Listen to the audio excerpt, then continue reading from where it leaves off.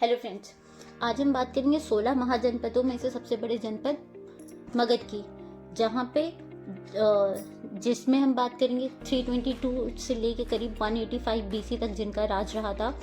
और हम इसे बहुत शॉर्ट में करेंगे ताकि हम इसे कम टाइम में इजीली समझ भी लें, याद भी रख सके और जो हमें रिकॉल करने में आसानी पड़े। तो हम शुरू करते हैं। उस टाइम पे उसकी राजधानी थी राजगृह। उस समय की हम बात कर रहे हैं। यहाँ पे करीब 4 बड़ी डायनेस्टीज हुई, जिसमें से थी एक हर्यंक डायनेस्टी, नाग डायनेस्टी, नंदा डायनेस्टी और मौर्य डायनेस्टी।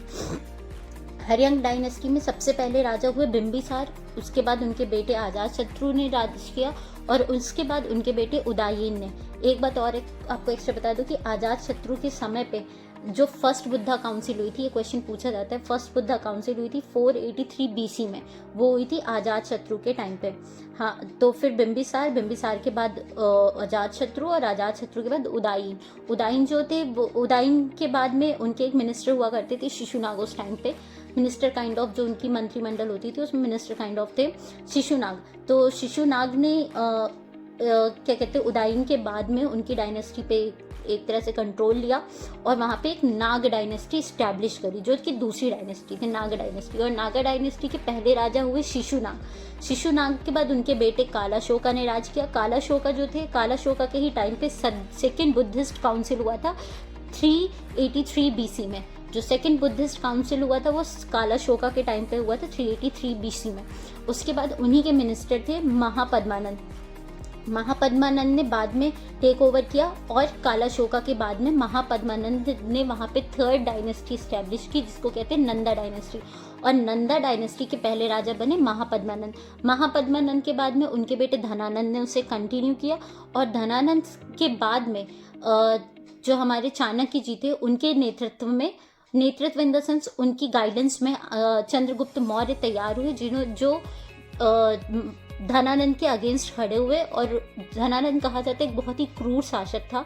वो सिर्फ अपना बेनिफिट देखता था, प्रजा से उसको कुछ खास मतलब नहीं था और वो अपनी ही चीज़ों में ध्यान देता था, अपने ही में डूबा रहता था।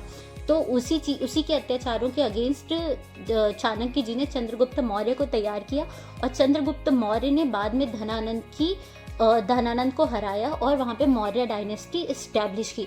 मौर्य डायनेस्टी के जो पहले राजा बने वो बने चंद्रगुप्त मौर्य। उसके बाद उनके बेटे बिंदुसार ने वहाँ पे शासन किया और उसके बाद अशोक सम्राट, जिन्हें हम जानते हैं, जिन्हें सम्राट ही इसीलिए बोलते कि उन्होंने चक्रवर्ती सम्राट थे। उन्होंने लगभग सभी देशों पे राज किया, उन्होंने पूरे ही देश पे राज किया था।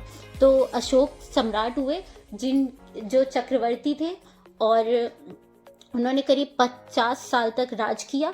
और उसके बाद उन्होंने बुद्ध धर्म को अपनाया और वो बुद्ध धर्म को बहुत मानते थे, इसीलिए उन्होंने अपने बेटे महेंद्र और बेटी सांघमित्रा को श्रीलंका भेजा ताकि वो बुद्धिज्म को और बढ़ावा दे सके।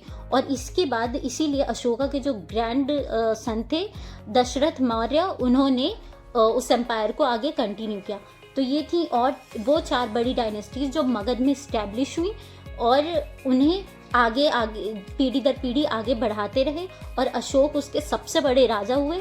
और ये मगध जो था वो 16 महाजनपदों में सबसे बड़ा महाजनपद था, जो कि आज का बिहार है। तो आगे भी ऐसी अच्छी जानकारियाँ लाते रहेंगे। तब तक अपना प्यार बनाए रखें। Thank you.